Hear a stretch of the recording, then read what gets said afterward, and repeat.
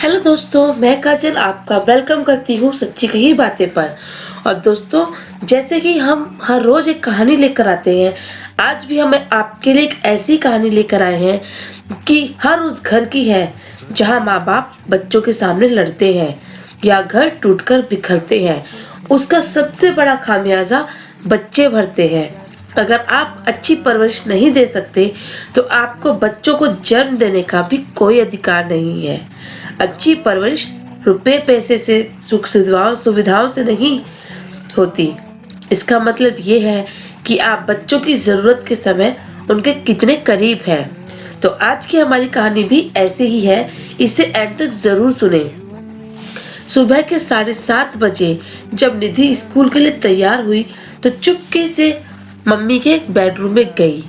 धीरे से डोर सरकाया, देखा तो सारा सामान बिखरा पड़ा था।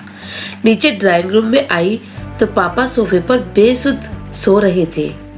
अपने रूम में आकर उसने अपनी गुल्लक में से 50 रुपए निकालकर पैकेट में रख लिए। बैग उठाकर बस के लिए निकलने लगी तो सरोज आई। निधि बेटा, आलू का पराठा बनाया है, खा लो। निधि ने मायूस नजरों से सरोज आंटी को देखा नहीं। आंटी भूख नहीं है। सरोज ने जबरदस्ती टिफिन उसके बैग में डाल दिया। निधि स्कूल के लिए निकल गई और सरोज सोचने लगी कि बेचारी छोटी बच्ची साहब और मेम साहब की रोज की लड़ाई के झगड़े से इस तरह 13 साल की उम्र में कितनी बड़ी हो गई है। सरोज पिछले 10 सालों से नेहा और नरेश के यहाँ काम कर रही थी और दोनों पर हर समय दोनों एक दूसरे से लड़ते रहते हैं। नरेश पिछले कुछ समय से नेहा से तलाक चाह रहा था और चाहता है कि निधि की जिम्मेदारी नेहा उठाए और नेहा निधि की जिम्मेदारी नरेश को देने के साथ साथ जायदाद में हिस्सा चाहती है। इस कारण दोनों लड़ते रहते हैं। बच्चे की जिम्मेदारी कोई नहीं लेना चाहता, इसलिए दोनों एक दूसरे के लिए अपशब्दों का इस्तेमाल करते हैं। पर बेचारी निधि स्कूल से घर आकर अपने कमरे में दुबक जाती है। केवल सरोज आंटी से ही बात करती है। रोज की तरह नेहा और नरेश ने नाश्ता अपने अपने कमरे में किया और ऑफिस निकल गए। करीब 12 बजे स्कूल से कॉल आया कि जल्दी हॉस्पिटल पहुंचो, निधि को चोट आई है। हॉस्पिटल पहुंचकर पता चला कि निधि बहुत ऊपर की सीढ़ियों से नीचे गिर गई है। आईसीयू में रखा गया है और ऑपरेशन की तैयारी हो रही थी। सिर में बहुत गहरी चोट आई थी। ऑपरेशन शुरू हुआ पर जिंदगी मौत से हार गई और नेहा और नरेश स्तब्ध रह गए। उन्हें ऐसा झटका लगा था कि अपनी सुध-बुध ही खो बैठे। निधि की दादी भी आ गई थी।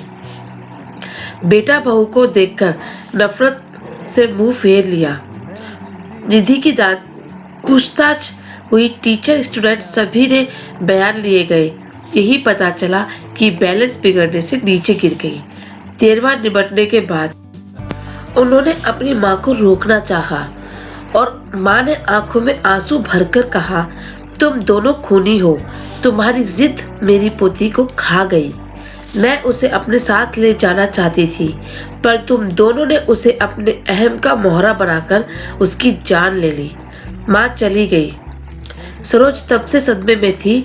फिर उसे जैसे तैसे होश संभाला। नरेश और नेहा से कहा, मेम साहब, मैं अब यहाँ नहीं रह पाऊंगी। इस घर की दीवारें मेरी निधि की सिसकियों से भरी है। उसे मैंने कभी अपनी गोद में तो कभी छिपकर रोते हुए देखा है। कभी तो मेरा मन किया कि उसे लेकर भाग जाऊं, पर मैं डरपोक थी, ऐसा नहीं कर सकी। अगर चली जाती तो शायद आज वो जिंदा होती। नरेश और नेहा के पास अब शब्द शायद कहने के लिए कुछ नहीं था। जैसे जैसे दिन बीत रहे थे, उनका लड़ाई झगड़ा एक अजीब सी बर्फ में तब्दील हो चुका था। उनकी सारी भावनाएं अंदर ही अंदर एक दूसरे की खामोशी अख्तियार कर चुकी थी। संडे का दिन था। बड़ी मुश्किल से नेहा ने निधि के रूम में जाने की हिम्मत जुटाई थी।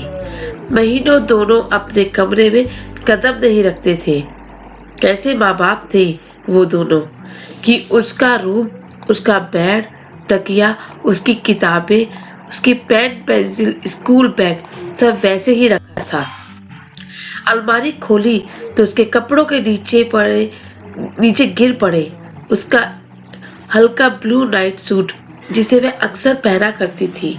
नेहा रोते हुए अलमारी के सामने निकलने लगी, तभी उसके हाथ एक ब्लू कलर की डायरी लगी। उसने कांपते हुए हाथों से उसे खोला और आगे के कुछ पेज फटे हुए थे। पेज दर टूटे दिल के दास्तां छोटे छोटे टुकड़ों में दर्ज की थी। मम्मी पापा, मैं आपको डियर नहीं लिखूंगी क्योंकि डियर का मीनिंग होता है प्यारा। पापा, आप मम्मी को कहते हो कि तुम्हारी बेटी, और मम्मी कहती है आपको कि वो आपकी तुम्हारी बेटी है। आप दोनों को ये क्यों नहीं कहते हमारी बेटी है?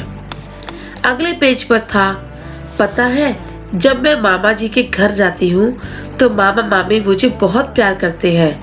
मामी अन्नू को जब प्यार से मेरा बच्चा कहती है तो मुझे अच्छा लगता है, क्योंकि क्या मैं प्यारी बच्ची नहीं हूँ? मम्मा, मैं तो आपका सारा कहना मानती हूँ, फिर भी आपने मुझे कभी प्यारी बच्ची नहीं कहा। अगले पेज पर था, मम्मी जब मैं बुआ के घर जाती हूँ तो बुआ मुझे बहुत प्यार करती है, पर खाना नक्श की पसंद का बनाती है। मम्मा, मुझे भी राजमा बहुत पसंद है। मैंने कहा था कि आप बनाओ, पर आपने कहा तुम मुझे तंग मत किया करो। जो खाना है सरोज आंटी को बोला करो। पता है मम्मा, मैंने राजमा खाना छोड़ दिया है, अब मन नहीं करता। अगले पेज पर था कि पापा, मैं आपके साथ आइसक्रीम खाने जाना चाहती थी, पर आपने कहा आपके पास फालतू चीजों के लिए टाइम नहीं है। पापा, जब चीरू मौसी और मौसा जी के मुझे और विपुल को आइसक्रीम खाने ले जा सकते हैं तो फिर आप क्यों नहीं ऐसा कर सकते? ये सब फालतू चीजें हैं। पता है मम्मी, मैं अपने घर से दूर जाना चाहती हूँ।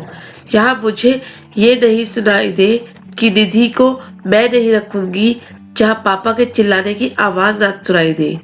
पापा, अगर मैं बहुत बड़ी होती तो मैं आप दोनों को कभी परेशान नहीं करती, मैं खुद ही चली जाती। मैं तो आप दोनों से बहुत प्यार करती हूँ। पापा मम्मी, आप दोनों मुझे प्यार क्यों नहीं करते? एक पेज पर था, I love you Saroj aunty, मुझे प्यार करने के लिए, जब मुझे डर लगता है आप अपने पास सुलाने के लिए, मेरी हर बात सुनने के लिए। और अंतिम पेज पर था, दादी आई लव यू, आप मुझे यहाँ से ले जाओ, आई प्रॉमिस कभी तंग नहीं करूंगी। नेहा डायरी को सीने से लगाकर जोर जोर से रो पड़ी। नरेश भी उसके रोने की आवाज सुनकर आ गया था। नेहा ने डायरी उसे पकड़ा दी। पेज दर पेज पलटते हुए उसके चेहरे के भाव बदलते जा रहे थे। वह खुद भी संभल नहीं पा रहा था और जमीन पर बैठ गया।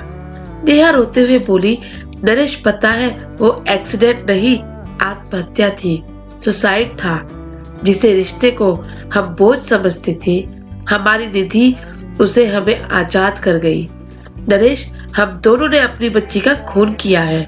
और नरेश और निधि फूट फूट कर रोने लगे। तो दोस्तों, कैसी लगी आपको हमारी कहानी? आप भी अब इतना करें कि कभी बच्चों के सामने लड़ाई झगड़ा ना करें, क्योंकि इसका सीधा असर हमारे बच्चों पर जाता है। अगर आप अपने बच्चों के लिए अच्छा चाहते हैं तो अपने घर में प्यार का माहौल बनाएं ताकि आपके बच्चे खुशी से रह सके। उम्मीद है आपको हमारी कहानी बहुत पसंद आई होगी। इसे लाइक करें और शेयर करके हमें जरूर बताएं कमेंट करके कि कैसी लगी।